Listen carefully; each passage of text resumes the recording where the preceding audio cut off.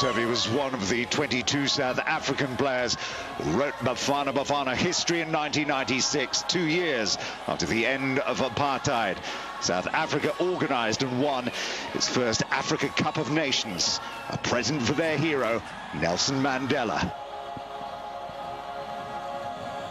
We were under pressure because, you know, it was a new country, democratic country, so everything was, South Africa is a new place and a new country now. And then in '95, the rugby team won the World Cup. And then, so 8 months later, we were under pressure to perform. And we did perform. But we had good players, capable players who were mentally very, very strong mentally. It was a dream for us, you know.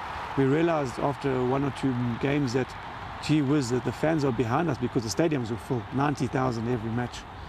And the stadiums were very, very full of people, but not just football people, people now that are in business and were starting to take notice of the national team.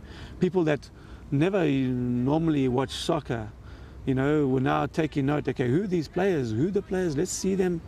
And so the whole country came together, you know, and so that was really, really good for the country. Tinkler, Moshu, Fish, Lucas Radebe, Tovey. Unlike the Springbok rugby team, the Bafana Bafana were already a mixed team of black and white who used to play together in the domestic league and had done since 1972. The white players have a different quality to the black players, a different quality to the coloured players. They have all different qualities, and as you said, we brought them together to form one very good quality. And we're all different strengths, you know. We have different weaknesses, we have different strengths, which like all players, like all teams, they have the same. You know, but we brought them together, all our strengths together, and it was a very, very happy family. After crushing Ghana in the semi-finals, they achieved as close to sporting immortality as any South African football player had gotten by winning the final, thanks to 2 goals scored by Mark Williams in the final against Tunisia. What a beautiful story, like a script had been written. You know, Mandela was behind us, he was coming to our hotel to visit. President Mandela was always on the phone, talking to the players, coming to visit the players.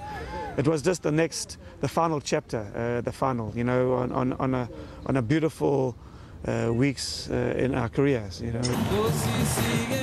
And in front of 80,000 South African fans, Neil Tovey lifted the trophy for a jubilant South African nation.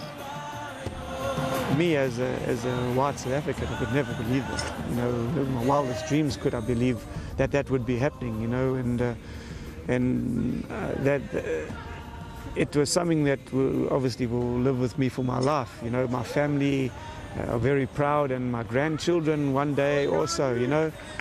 So I was very privileged. I was, you know, I had some of that, you know, and I was the first captain of my country back into world football, and the captain to lift the African Cup of Nations. So I'm very proud. The story ended well in '96 in the FNB in Joburg. Today it's destroyed in its place the brand new Soccer City Stadium, which will host the first ever game of an African World Cup. The symbol is evident for the new Bafana Bafana, but the pressure has never been so heavy on the standard bearer of the Rainbow Nation.